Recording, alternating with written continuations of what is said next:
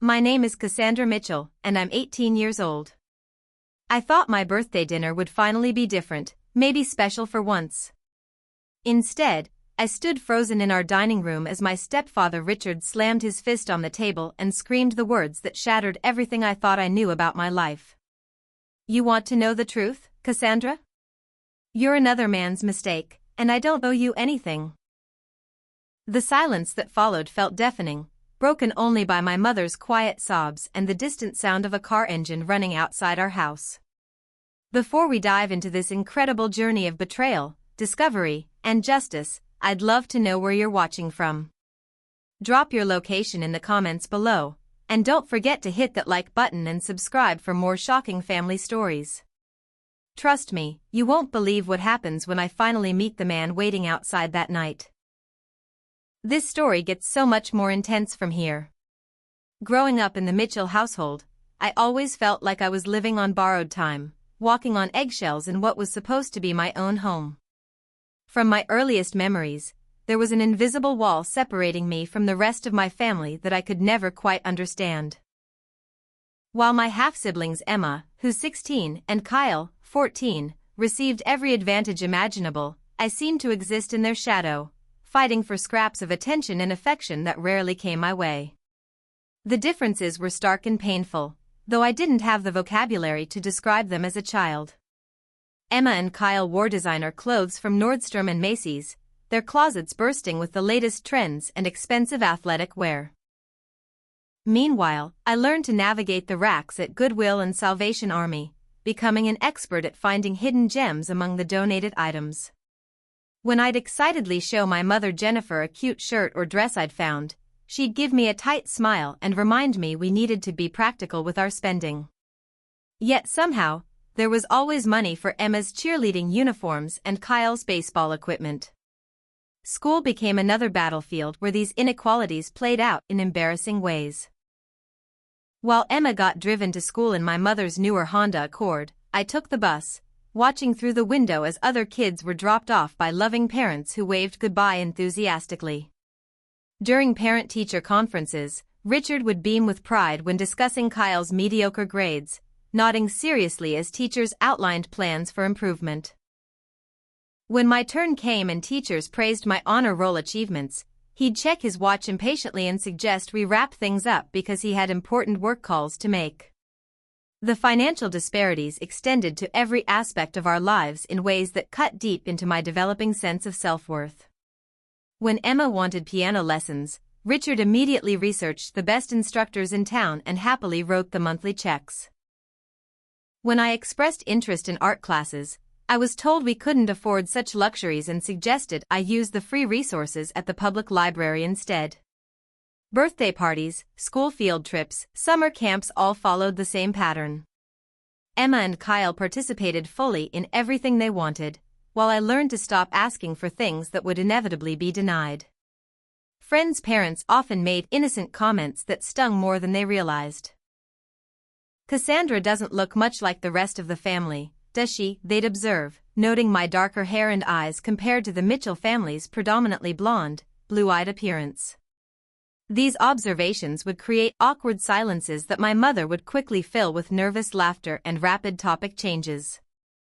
I began to dread these social interactions, knowing they'd somehow make everyone uncomfortable in ways I couldn't fully comprehend. The whispered conversations between my parents became more frequent as I grew older, always stopping abruptly when I entered the room. Late at night, I'd hear heated discussions coming from their bedroom, words like responsibility and fair floating through the thin walls.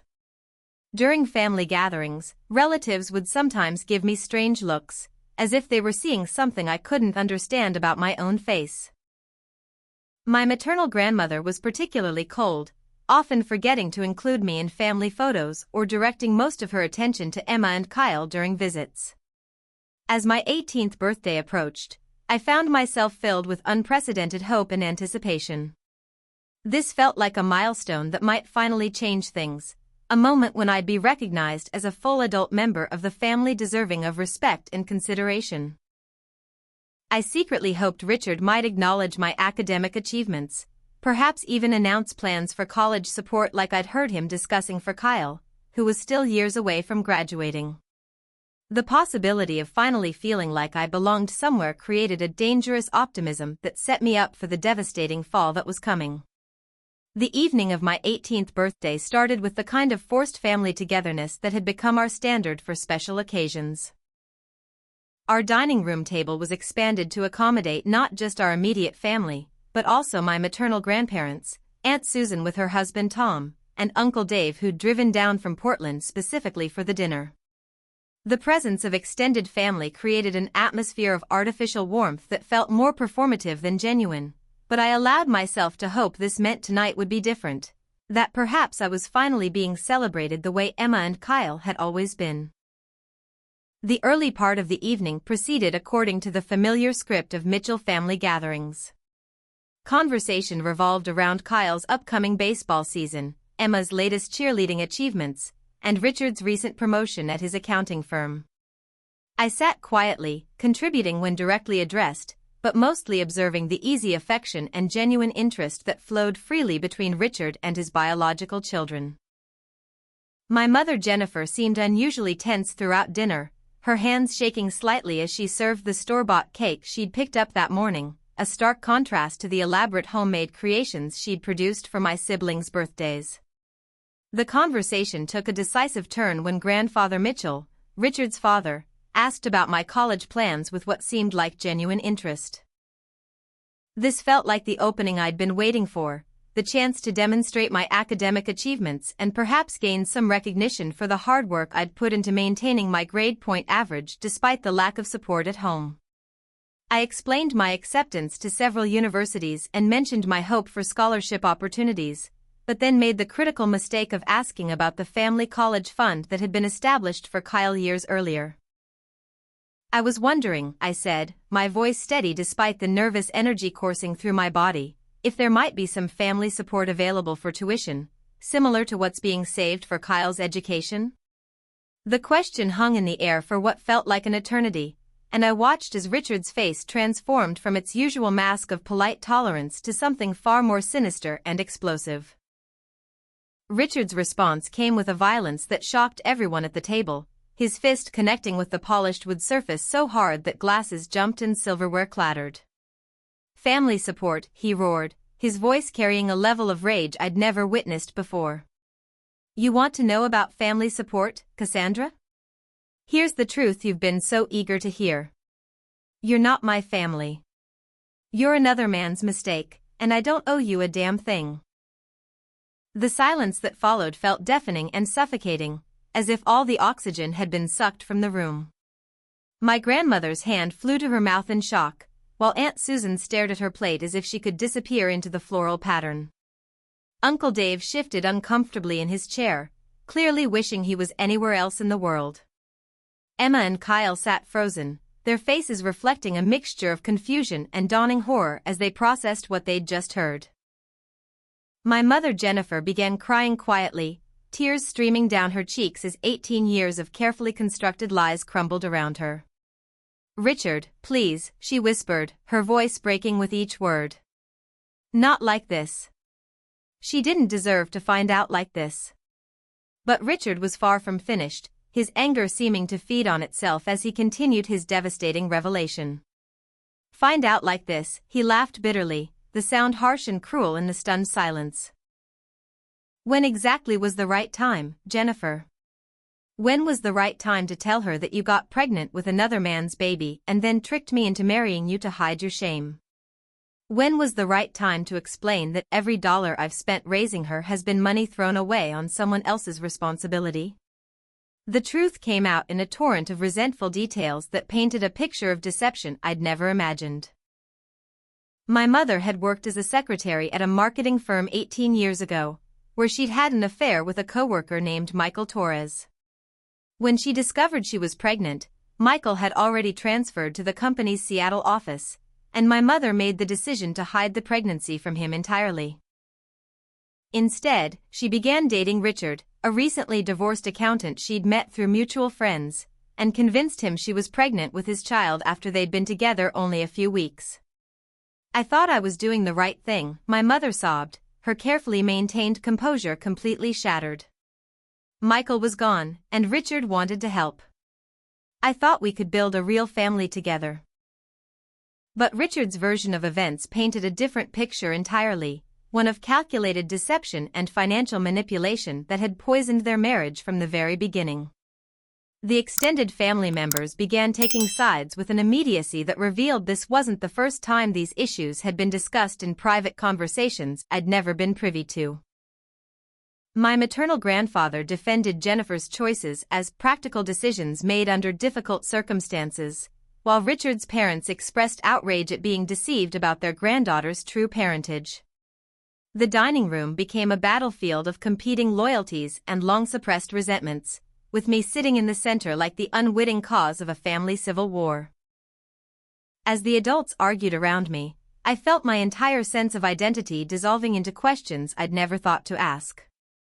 Every slight, every inequality, every moment of feeling like an outsider suddenly made devastating sense. The distance in Richard's eyes, the way he'd never quite looked at me, the way he looked at Emma and Kyle, the careful way my mother had always deflected questions about baby photos and family resemblance all clicked into place with horrible clarity. In the chaos that erupted around the dinner table, I found myself drawn to the window where I could see the outline of a car parked across the street, its engine running and headlights cutting through the evening darkness. Something about the vehicle's presence felt deliberate, as if whoever was inside had been waiting for exactly this moment. While my family continued their heated argument about deception and responsibility, I slipped away from the table and made my way outside, driven by an instinct I couldn't fully understand but felt compelled to follow. The cool evening air hit my face as I crossed our front lawn, my heart pounding with a mixture of fear and desperate hope. As I approached the car, a dark blue sedan I'd never seen before, the driver's door opened and a man stepped out. Even in the dim streetlight, I could see the unmistakable similarities between us: the same dark hair, the same deep brown eyes, the same strong jawline that had always set me apart from the Mitchell family features. This was Michael Torres, and somehow, I knew without introduction that I was looking at my biological father for the first time. Michael appeared to be in his early 40s, tall and lean with an air of quiet confidence that spoke of professional success and personal stability. His clothes were well-tailored but not flashy: a navy button-down shirt and dark jeans that suggested someone who cared about appearance without being ostentatious about wealth. Most striking were his eyes, which held a mixture of nervousness and barely contained emotion as he looked at me, as if he was seeing a ghost from his past made manifest in the present. "Cassandra," he said softly, my name sounding different in his voice than it ever had coming from Richard or my mother. There was wonder in the way he said it, as if he'd been practicing this moment for years and still couldn't quite believe it was happening. "I'm Michael Torres. I think we need to talk." The story he told me over the next hour, sitting on the hood of his car while the argument continued inside my house, filled in gaps I'd never known existed in my personal history. Michael explained that he'd worked with my mother at Henderson Marketing 18 years ago, where they developed a relationship he'd believed was heading towards something serious and long-term. When the Seattle office offered him a promotion that included a significant salary increase and partnership track, he'd planned to ask Jennifer to move with him and had even looked at engagement rings during his lunch breaks. "I left for Seattle expecting her to follow within a month," Michael said, his voice carrying the weight of years of unanswered questions. "We'd talked about it extensively, made plans, discussed the future we wanted to build together. When weeks turned to months with no communication, I tried calling, sent letters, even flew back to Portland twice trying to find her. It was like she'd disappeared entirely." The private investigator he'd hired 3 years later had uncovered Jennifer's marriage to Richard and the birth of a daughter, but legal barriers and lack of concrete proof had prevented him from pursuing contact at that time. It wasn't until social media became prevalent and he could see photos of me at school events and in family pictures posted by relatives that he'd been able to confirm what he'd suspected for years. The resemblance was unmistakable, and DNA testing he'd arranged through connections at his architectural firm had provided the scientific proof he'd needed to move forward. Michael's current life painted a picture of success tempered by personal loneliness that made me understand why finding me had become so important to him. He'd built a thriving architectural practice in Seattle, specializing in sustainable residential design that had earned him recognition throughout the Pacific Northwest. His marriage to a colleague had ended amicably 5 years earlier when they'd realized their career ambitions were incompatible with the family life she wanted, leaving him with a beautiful house overlooking Puget Sound that felt empty despite its impressive amenities. "I've spent the last 3 years gathering courage for this conversation," he admitted, pulling a manila folder from his car that contained copies of birth certificates, DNA test results, and photographs documenting his search for me. "I hired professionals to help me understand the legal implications, the emotional impact, the potential consequences for everyone involved.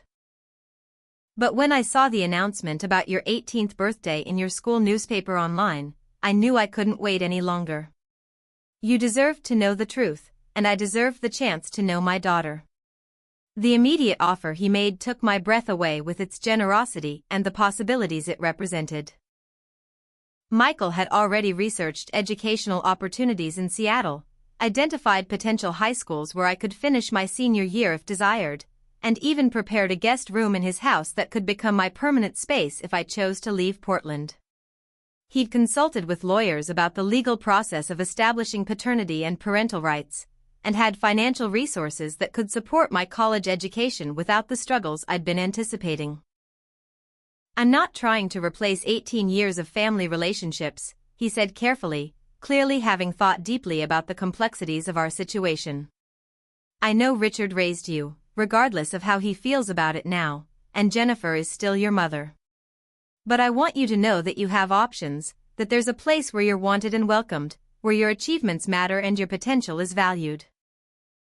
As we talked, I felt a connection forming that was unlike anything I'd experienced with my adoptive family. Michael listened intently to my academic interests, asking thoughtful questions about my art projects and college aspirations. He shared stories about his own educational journey, the challenges he'd faced starting his business, and the satisfaction he'd found in creating beautiful spaces where families could build happy memories.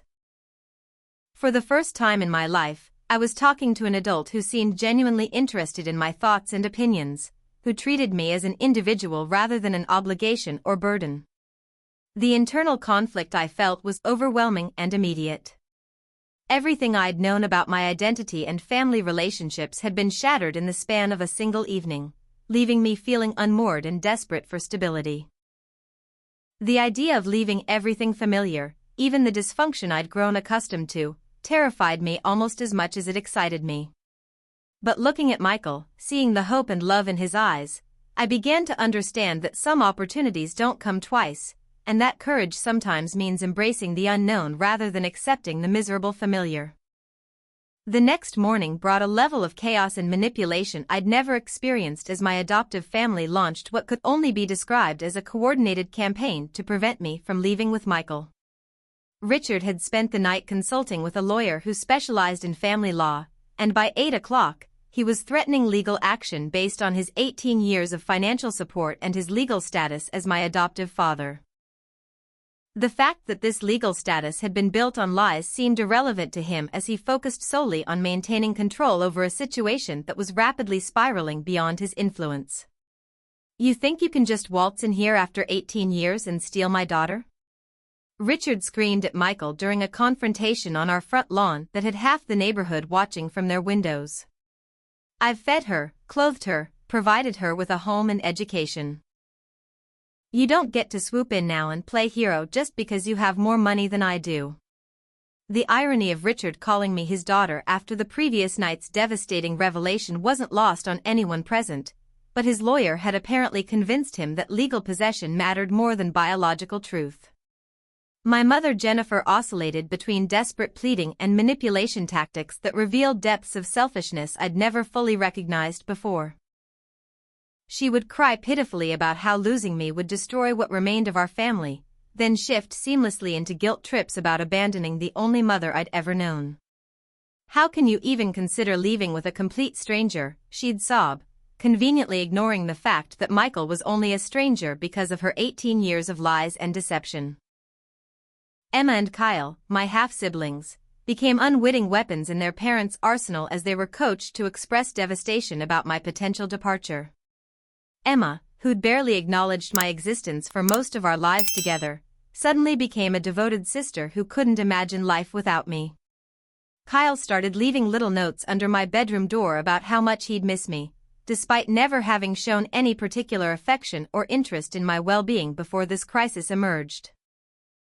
The manipulation extended beyond our household as Richard and Jennifer reached out to extended family, friends, and community members to build a narrative that painted Michael as an opportunistic predator trying to steal a vulnerable young woman from her loving family. They conveniently omitted details about the years of emotional neglect and financial inequality, instead focusing on Richard's legal rights and the stability they claimed to provide. Richard's threats escalated to include demands for retroactive child support covering the entire 18 years he'd supported me, with interest and penalties that would have amounted to hundreds of thousands of dollars. His lawyer had calculated these figures to be as financially devastating as possible, hoping to scare Michael away from pursuing a relationship with me. When Michael calmly agreed to pay whatever legitimate expenses could be documented, Richard's strategy shifted to character assassination and attempts to prove Michael was unfit or unstable. The campaign against Michael became increasingly desperate and malicious as traditional intimidation tactics proved ineffective. Richard hired a private investigator to dig into Michael's background, looking for any evidence of financial impropriety, relationship problems, or personal issues that could be used against him in court. When this investigation turned up nothing more damaging than a couple of speeding tickets and his divorce papers, Richard began spreading rumors throughout our community about Michael's supposedly suspicious motivations and questionable character. Social media became another battlefield where anonymous accounts appeared overnight to attack Michael's professional reputation and business practices. Fake reviews appeared on his company's website claiming shoddy workmanship and unethical behavior, while comments on local news stories painted him as a predator who was taking advantage of a family crisis for personal gain.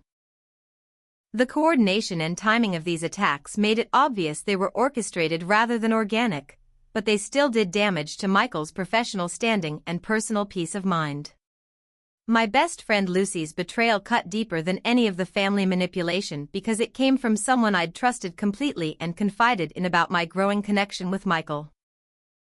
Richard approached Lucy's family with offers of financial compensation in exchange for information about my private conversations and emotional state. Lucy, who'd always been envious of my academic achievements and had recently been struggling with her own family's financial problems, agreed to become a spy in exchange for Richard paying for her SAT prep courses and college application fees. The information Lucy provided Richard included details about my conversations with Michael, my feelings about potentially moving to Seattle, and my growing doubts about staying with the Mitchell family. This intelligence allowed Richard to counter every argument Michael made and anticipate every emotional appeal that might sway me toward leaving. More devastating was Lucy's willingness to spread rumors among our classmates about Michael's supposedly inappropriate interest in me, contributing to a toxic atmosphere of suspicion and judgment that followed me through the halls of our high school. School became another pressure point as Richard contacted guidance counselors and administrators to report what he characterized as a potential kidnapping situation involving an unstable biological father trying to manipulate a vulnerable teenager.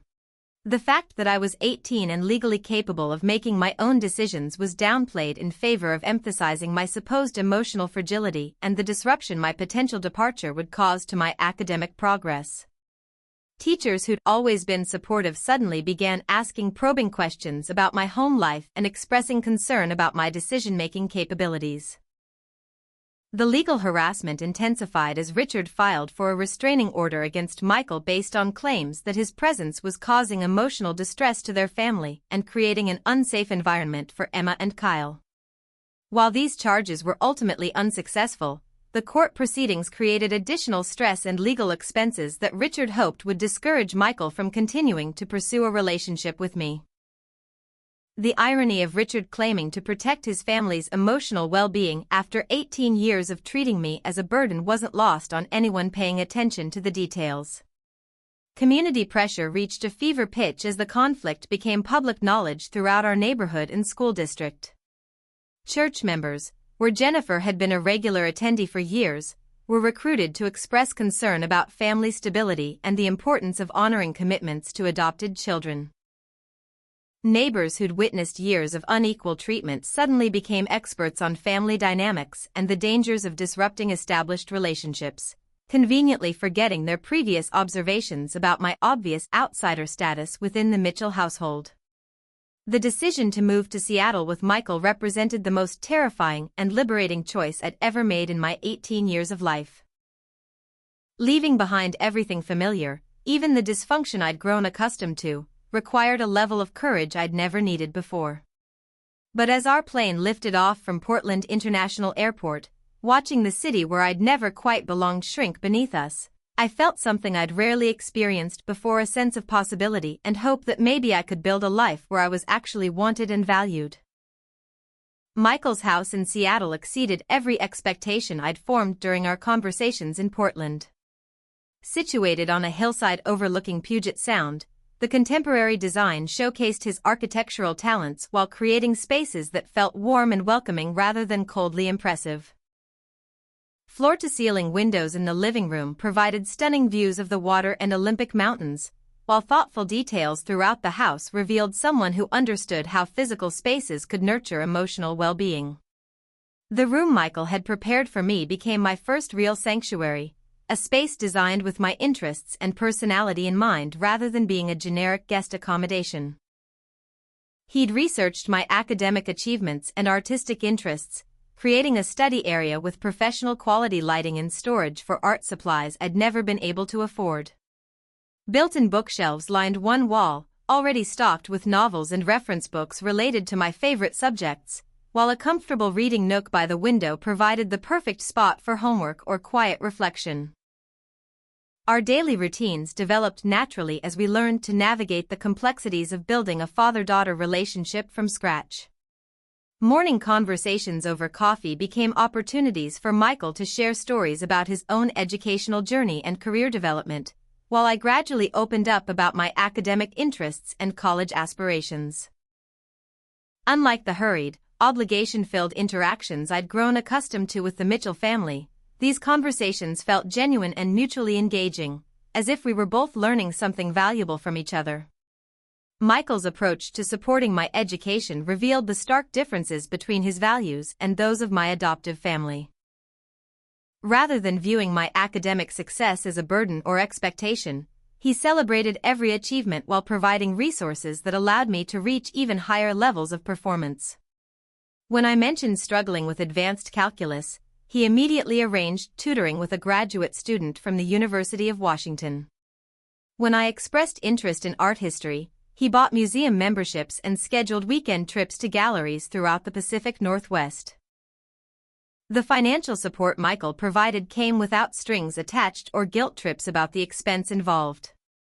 College application fees, standardized test preparation, and even shopping for appropriate clothing for school interviews were handled matter-of-factly, as natural parental responsibilities rather than extraordinary sacrifices requiring gratitude and indebtedness. For the first time in my life, I could focus on academic performance and personal development without constantly calculating the financial burden my needs might place on the family budget. Therapy became an essential part of my healing process as I worked to understand and process 18 years of emotional neglect and psychological manipulation. The therapist Michael helped me find specialized in family trauma and identity issues, providing tools for understanding how my experiences had shaped my self-perception and relationship patterns. These weekly sessions became safe spaces where I could explore my anger, grief, and confusion without judgment while developing healthier coping mechanisms and communication skills.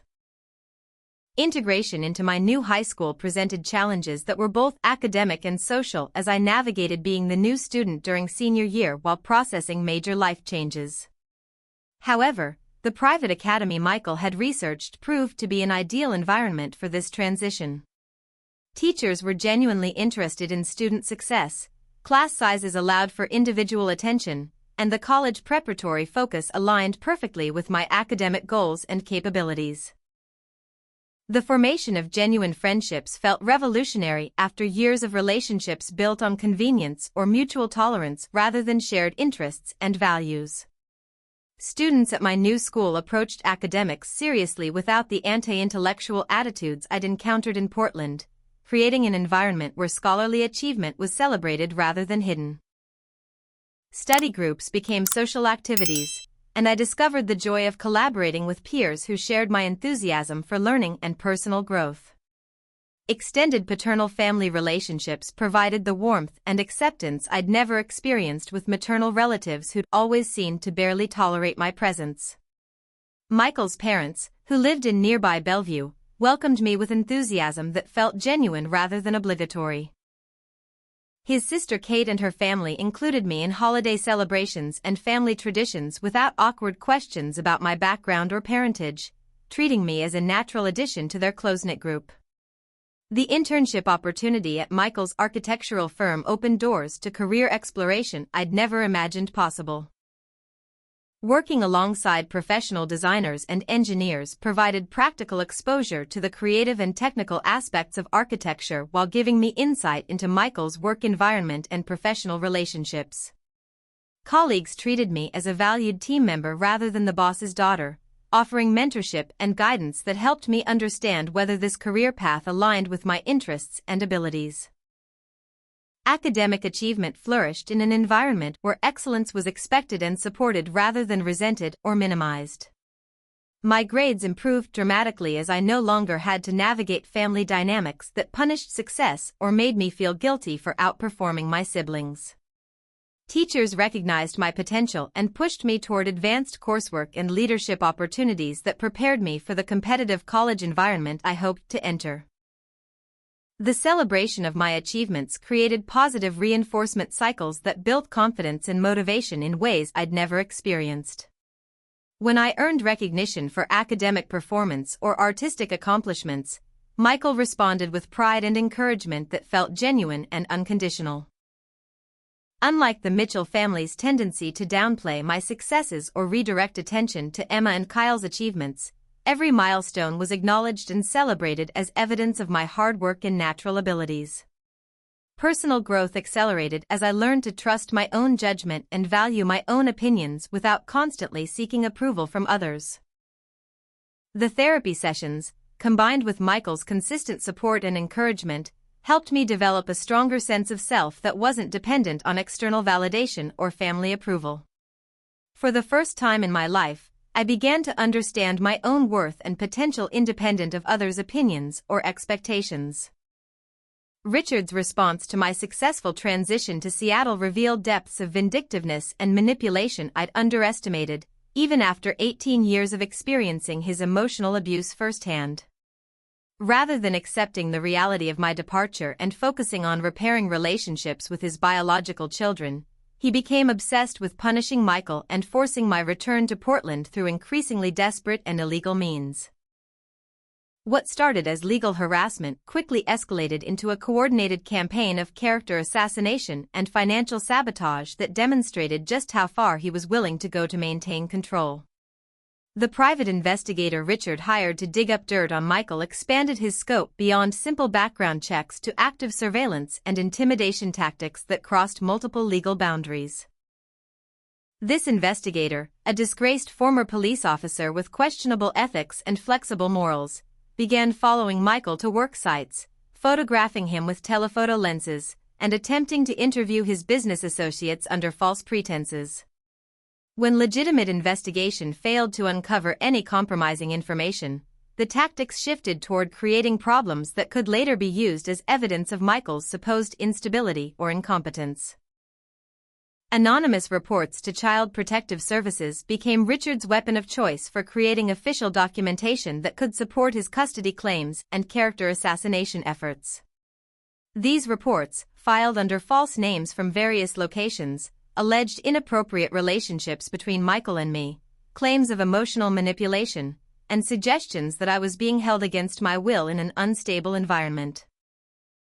While each investigation was quickly closed once social workers met with us and observed the healthy, supportive relationship we developed, the paperwork trail created exactly the kind of official scrutiny Richard hoped would undermine Michael's credibility.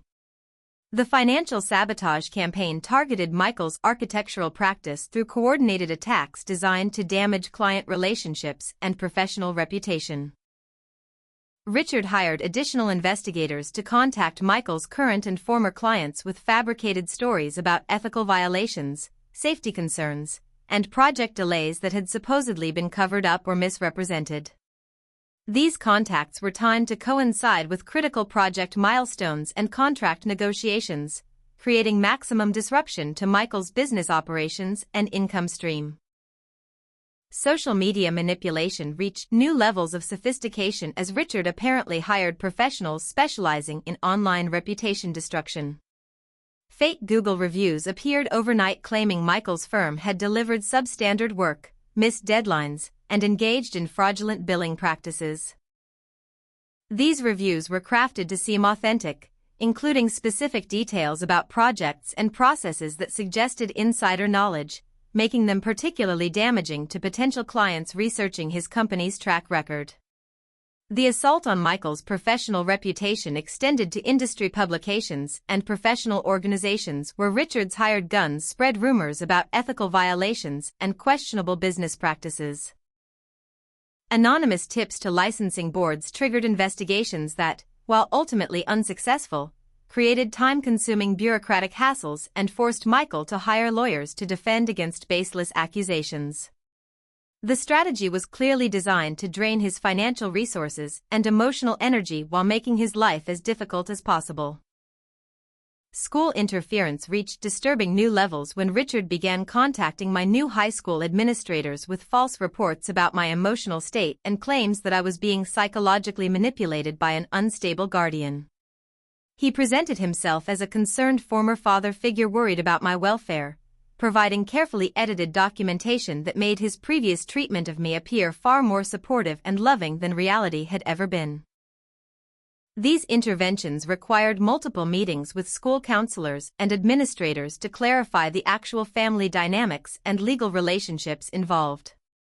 My mother Jennifer's decision to actively join Richard's campaign rather than maintaining neutrality represented one of the most painful betrayals in this entire ordeal.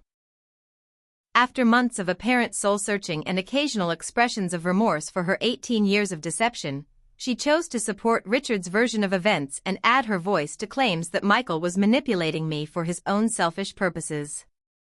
Her insider knowledge of my personality, fears, and emotional triggers made her contributions particularly effective in crafting attacks designed to undermine my confidence and decision-making abilities. The coordination between Jennifer and Richard became evident as their separate but simultaneous attacks on Michael's character followed identical talking points and strategies. Jennifer contacted extended family members with stories about Michael's supposedly controlling behavior and my apparent distress about being separated from my real family. These conversations were designed to build a network of relatives who could testify to my supposed unhappiness and Michael's unfitness as a guardian, creating the impression of widespread family concern about my welfare. Legal harassment intensified as Richard filed a series of frivolous lawsuits designed to drain Michael's resources and create negative publicity around our relationship. These included claims for reimbursement of 18 years of child support with punitive interest, emotional distress damages for family disruption, and defamation charges based on Michael's supposed interference with family relationships. While none of these suits had legal merit, defending against them required expensive attorney fees and time-consuming court appearances that disrupted our daily lives and Michael's work schedule.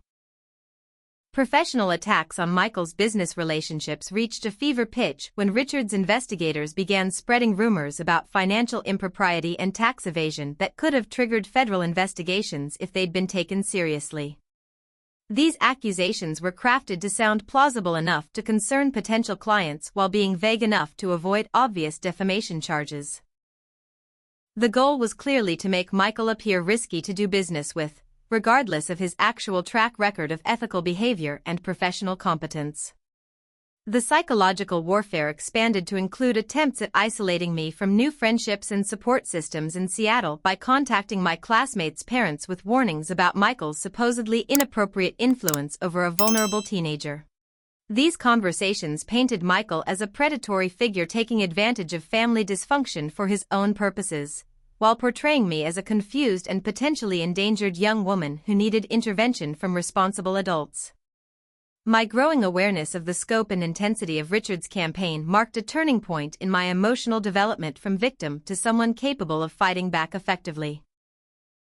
The initial shock and hurt of discovering the depths of his vindictiveness gradually transformed into anger and determination to expose the truth about his character and motivations.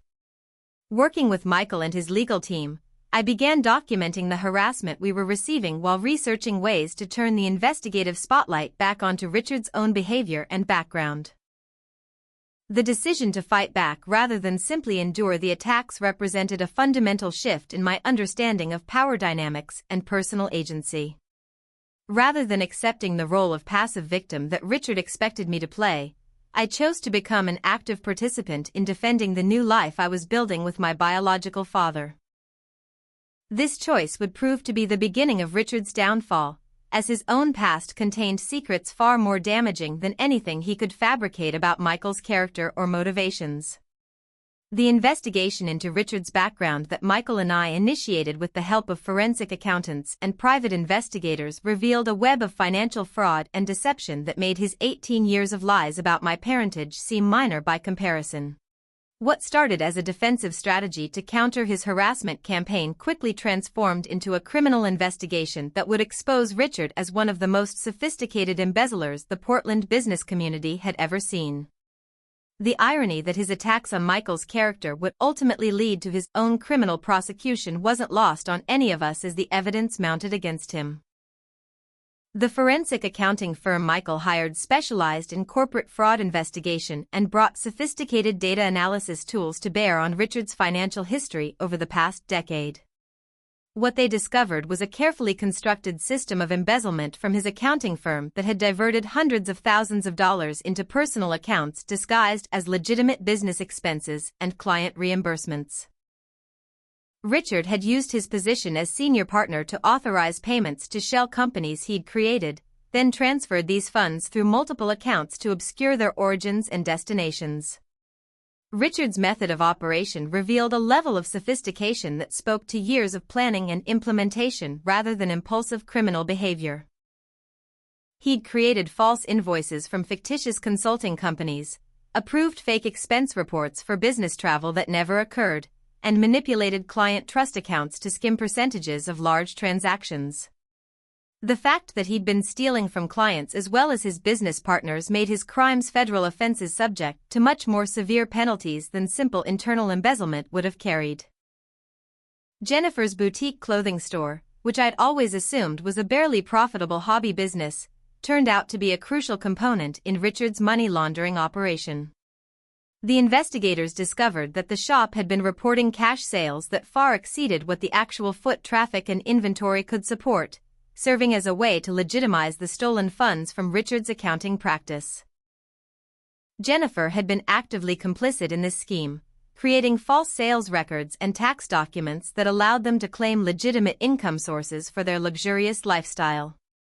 The offshore banking connections that enabled Richard and Jennifer to hide their stolen assets involved sophisticated financial instruments that required professional assistance from corrupt banking officials and tax haven specialists. Bank records subpoenaed from multiple countries revealed millions of dollars in accounts that had never been reported to the Internal Revenue Service, generating additional federal tax evasion charges that carried their own severe penalties. The scope of their financial crimes had extended far beyond simple workplace theft into international money laundering and tax fraud. Kyle's involvement in his father's criminal enterprises, while limited by his age, included participation in schemes to create false paper trails and provide alibis for Richard's supposed business activities. The investigators discovered that Kyle had been trained to answer phones for the fictitious consulting companies Richard had created, providing a layer of authenticity when clients or auditors called to verify invoices. While Kyle's minor status protected him from serious criminal charges, his participation demonstrated the extent to which Richard had corrupted his entire family to support his criminal lifestyle. Emma's role in the money laundering operation was more subtle but equally disturbing, as she'd been unknowingly used as a front for luxury purchases that were actually funded by stolen money but reported as legitimate business expenses or gifts. The investigators found receipts for expensive jewelry, designer clothing, and luxury vacations that had been purchased in Emma's name but paid for through Richard's shell companies. This evidence would later prove crucial in asset forfeiture proceedings that recovered millions in stolen property. The revelation that my maternal grandfather had been aware of Richard's criminal activities for years represented another devastating betrayal that shattered my remaining illusions about family loyalty and moral integrity. Bank records revealed that grandfather had received regular payments from Richard in exchange for his silence about financial irregularities he'd observed during family gatherings and business discussions. His knowledge of Richard's crimes explained his consistently cold treatment of me, as my presence served as a reminder of the family secrets he was helping to protect. Evidence gathering accelerated as federal investigators became involved and brought resources that far exceeded what Michael and I could have assembled privately. The FBI's white-collar crime unit seized computers, financial records, and communication devices from both Richard's office and the family home, uncovering additional evidence of fraud, tax evasion, and money laundering that expanded the scope of charges beyond what anyone had initially suspected. The investigation revealed that Richard's crimes had been ongoing for over 8 years and involved theft from dozens of clients and business partners. The media attention surrounding the federal investigation brought widespread public scrutiny to Richard's character and motivations that completely undermined his attempts to portray himself as a victimized family man. Local news coverage of the embezzlement charges painted him as a predatory financial criminal who had exploited the trust of clients and business partners to fund an extravagant lifestyle. His previous claims about being a devoted father and husband rang hollow when compared to evidence of his systematic theft and deception over nearly a decade. College acceptance letters that arrived during this period of investigation provided positive news that helped balance the stress and complexity of dealing with criminal proceedings and family disintegration. Multiple universities offered admission with scholarship packages that reflected my academic achievements and potential, validating the educational choices I'd made while living with Michael. The timing of these acceptances felt symbolic, representing the legitimate opportunities available to me through honest effort rather than the criminal shortcuts Richard had chosen to pursue. The legal adoption process that formalized Michael's parental status occurred simultaneously with the criminal investigation, creating an official family relationship that provided both emotional security and practical protections. Having legal documentation of our father-daughter relationship meant that Richard could no longer claim parental rights or attempt to interfere with my educational and personal decisions. The adoption also provided inheritance rights and family medical history access that would benefit me for the rest of my life. Professional recognition for my academic achievements continued throughout this difficult period, providing evidence that my success was based on merit rather than any manipulation or artificial support. National Merit Scholarship recognition, state-level art competition awards, and leadership positions in academic organizations demonstrated that my capabilities were genuine and substantial. These achievements also provided positive media coverage that contrasted sharply with the criminal allegations surrounding Richard's financial crimes. The psychological impact of discovering the extent of Richard's criminality was both liberating and disturbing as I processed the realization that his treatment of me had been just one component of a much larger pattern of predatory behavior. Understanding that his cruelty toward me wasn't personal but rather reflected his general lack of empathy and moral compass helped me begin healing from the emotional damage his rejection had caused. At the same time, recognizing how deeply embedded his criminal behavior had become throughout my childhood family life forced me to reevaluate many memories and relationships I'd previously taken for granted. Richard's attempt to flee the country with millions in stolen assets marked the beginning of the end for his criminal enterprise and provided the dramatic confrontation that would finally bring justice to his victims and closure to our family trauma. Federal investigators had been monitoring his communications and financial transactions for weeks, anticipating exactly this kind of desperate escape attempt as the evidence against him mounted beyond any possibility of successful defense. The coordination between multiple law enforcement agencies that led to his airport arrest demonstrated the serious resources being deployed to ensure he faced consequences for his crimes. The scene at Portland International Airport when Richard was arrested became a media spectacle that provided stark contrast to his years of careful image management and reputation building within the business community. Surveillance footage later released to the news media showed him attempting to board a flight to the Cayman Islands with multiple false identity documents and over $2 million in cash and negotiable securities hidden in specially designed luggage compartments. His panicked attempts to resist arrest and claims of persecution by vengeful family members only reinforced the evidence of his guilt and desperation. Jennifer's plea bargain negotiations revealed the full extent of her knowledge about and participation in Richard's criminal activities, destroying any remaining possibility that she'd been an innocent victim manipulated by her husband's deception. Her detailed testimony about the money laundering operations, false business records, and offshore banking arrangements provided prosecutors with the evidence needed to secure maximum sentences while demonstrating her own culpability in the 8-year criminal conspiracy. The woman I'd called mother for 18 years was revealed to be just as calculating and morally corrupt as the man she'd married. The federal court proceedings that followed Richard's arrest provided a public forum where the full scope of his financial crimes and their impact on victims could be documented and acknowledged. Client after client testified about trust funds that had been emptied, retirement savings that had disappeared, and business partnerships that had been destroyed by his systematic theft and deception. The human cost of his crimes extended far beyond simple financial loss to include destroyed careers, broken marriages, and shattered trust in professional relationships. Emma's emotional breakdown during her father's trial represented a painful awakening to the reality that her privileged lifestyle had been funded by theft from innocent victims who'd trusted Richard with their financial security. Her tearful testimony about discovering the truth behind her expensive clothing, private school tuition, and luxury vacations provided some of the most compelling evidence about how thoroughly Richard's criminal proceeds had been integrated into the family's daily life. The guilt and shame she expressed seemed genuine, though it couldn't undo the years of benefits she'd received from stolen money.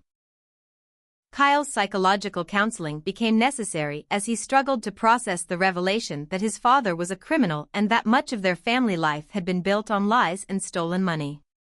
The therapy sessions revealed the extent to which Richard had manipulated and groomed his biological children to support his criminal activities, using their innocence and trust to provide cover for his increasingly sophisticated fraud schemes. Kyle's recovery would require years of professional support to overcome the trauma of discovering his father's true character. My victim impact statement provided an opportunity to address the court about the emotional damage caused by Richard's rejection and abuse, contextualizing his treatment of me within the broader pattern of predatory behavior that had defined his entire adult life.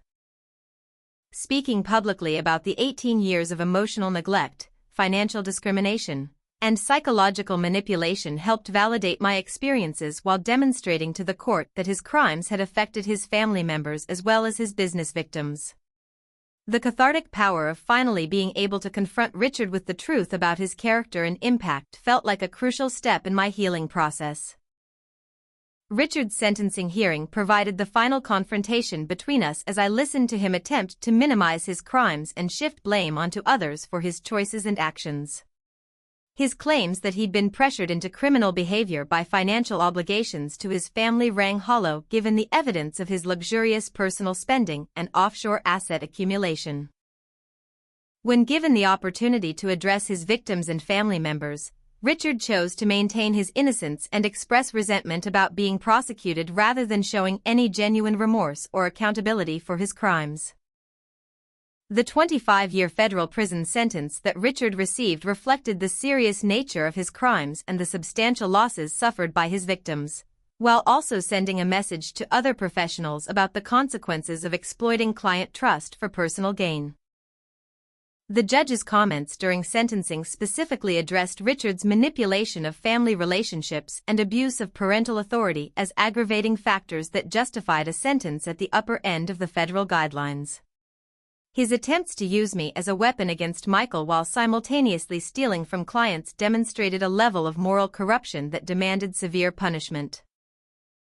Asset forfeiture proceedings that recovered millions of dollars in stolen property and hidden accounts provided some restitution to Richard's victims while demonstrating the government's commitment to pursuing criminals' ill-gotten gains regardless of where they'd been hidden.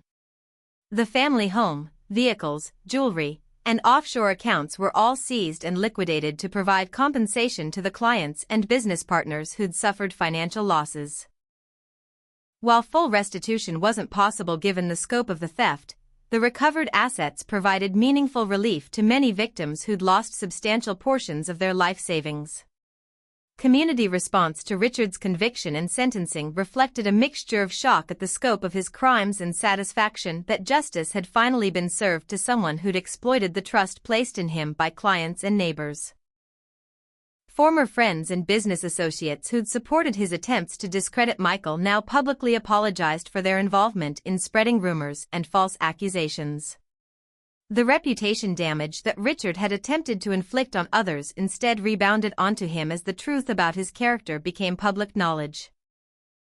Extended family relationships required careful navigation as relatives processed their own complicity in supporting Richard's version of events and their failure to recognize the signs of his criminal behavior.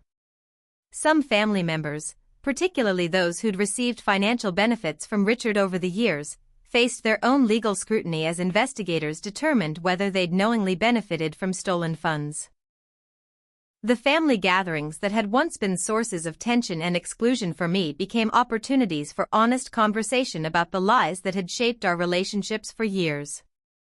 My acceptance to Stanford University with a full academic scholarship provided positive news during the final stages of Richard's legal proceedings, demonstrating that his attempts to sabotage my educational prospects had ultimately failed.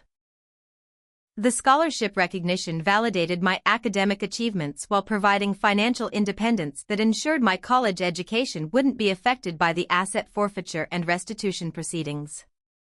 The timing felt symbolic, representing the legitimate success I was building through honest effort rather than the criminal shortcuts Richard had pursued.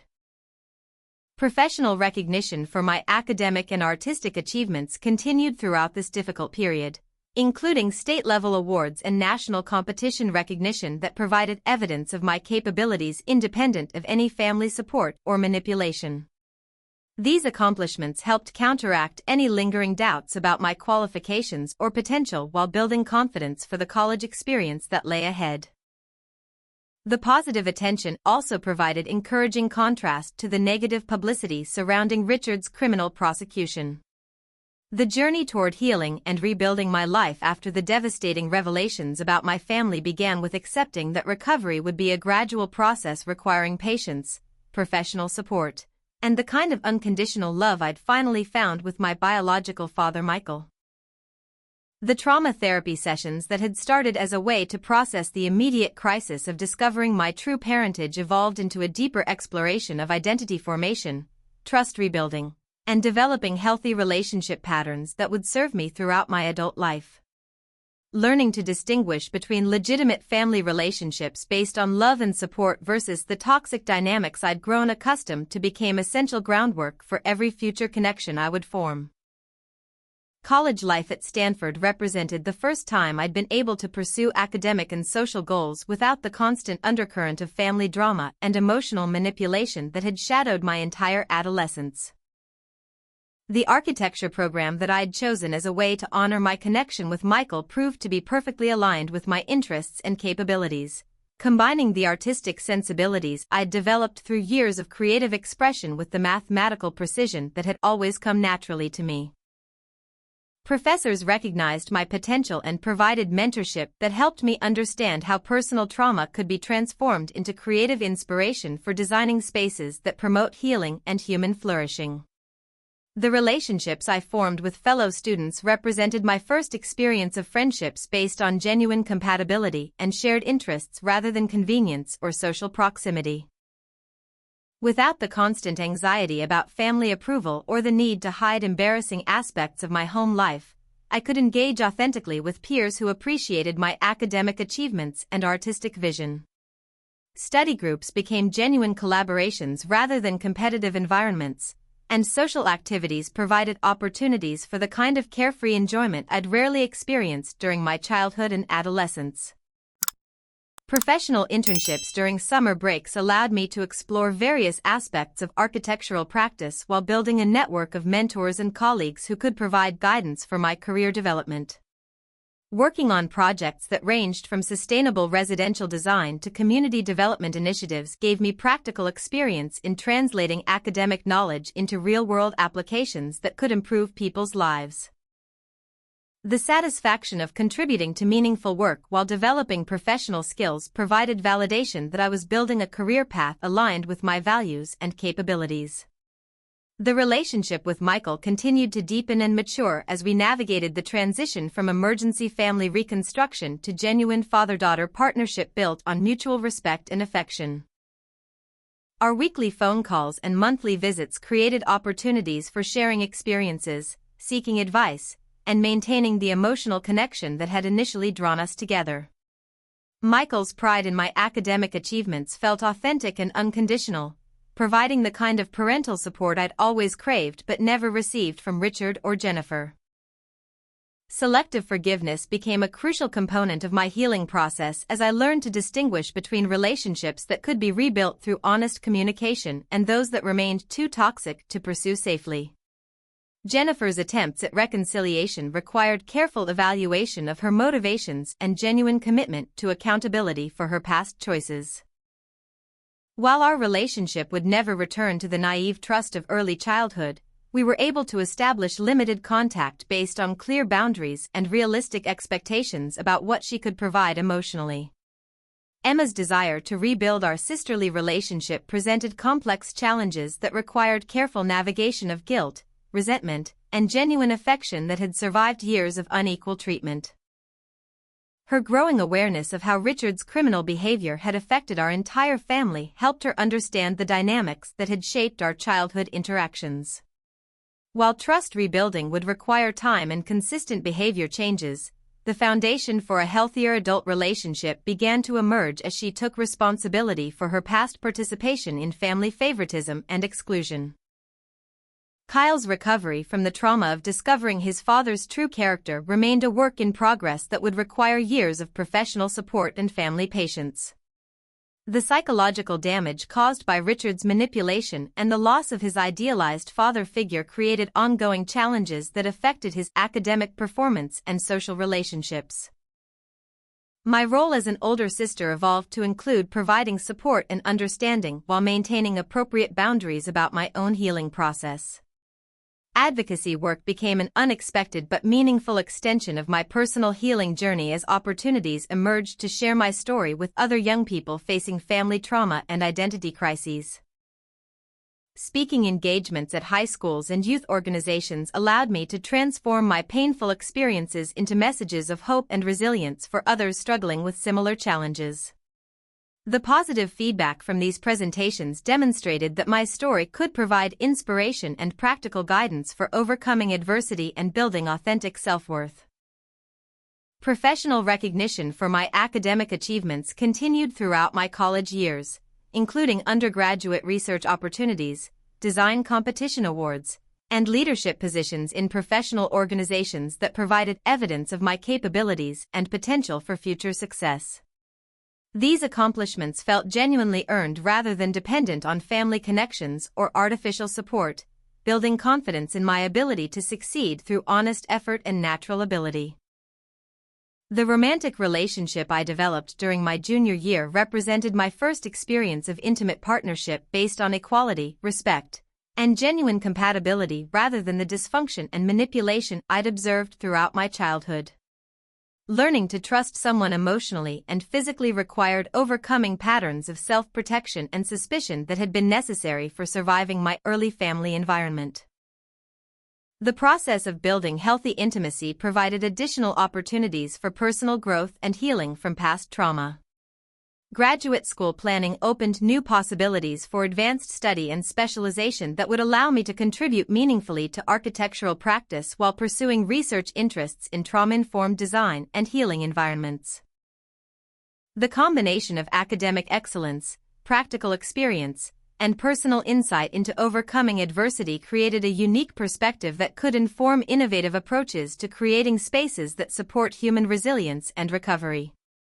Scholarship opportunities and research assistantships provided financial independence while validating my academic potential. Extended family relationships evolved into more honest and authentic connections as relatives processed their own roles in supporting Richard's lies and acknowledged the ways they'd failed to protect me from emotional abuse and discrimination. Some relationships proved irreparable due to fundamental value differences or unwillingness to accept responsibility for past behavior, while others developed into genuine sources of support and affection based on mutual respect and shared commitment to truth and accountability. The career vision that emerged from my college experience combined architectural practice with advocacy for survivors of family trauma, creating opportunities to design spaces that could support healing while raising awareness about the long-term impacts of childhood emotional abuse. The integration of professional skills with personal mission provided direction and meaning that transformed my traumatic experiences into sources of strength and purpose rather than shame and limitation. Future planning included graduate school applications, professional licensing preparation, and the possibility of establishing my own architectural practice specializing in trauma-informed design for therapeutic and educational environments. The financial security provided by Michael's support and my own academic achievements created freedom to pursue meaningful work rather than simply accepting whatever opportunities might provide immediate income. The contrast between this freedom and the financial limitations I'd faced while living with Richard demonstrated how dramatically my circumstances had changed through discovering the truth about my parentage.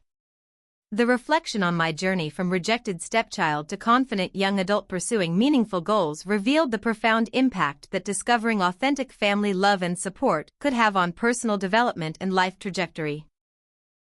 While I wouldn't wish the pain and trauma of my early experiences on anyone, the resilience and empathy they developed proved to be valuable assets for helping others and creating meaningful relationships. The wisdom gained through adversity became a foundation for building a life of purpose and connection rather than simply recovering from past damage. As I stood on the threshold of graduate school and independent adult life, I felt overwhelming gratitude for the courage Michael had shown in searching for me and the persistence he demonstrated in fighting for our relationship despite Richard's attacks. The man waiting outside my 18th birthday dinner had indeed changed everything, not through magical transformation but through the patient work of building trust, providing support, and demonstrating what healthy family relationships could look like. The future that stretched ahead felt full of possibility and promise, built on the solid foundation of authentic love and mutual respect that every child deserves to experience. Looking back on the devastating dinner conversation that had shattered my understanding of family and identity, I could finally see it as the beginning of my real life rather than the end of everything I'd known.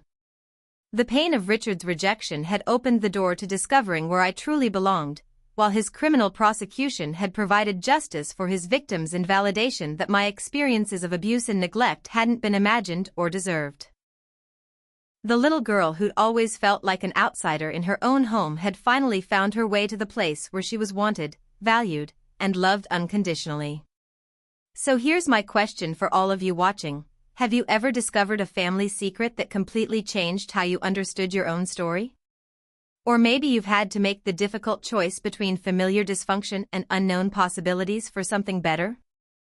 I'd love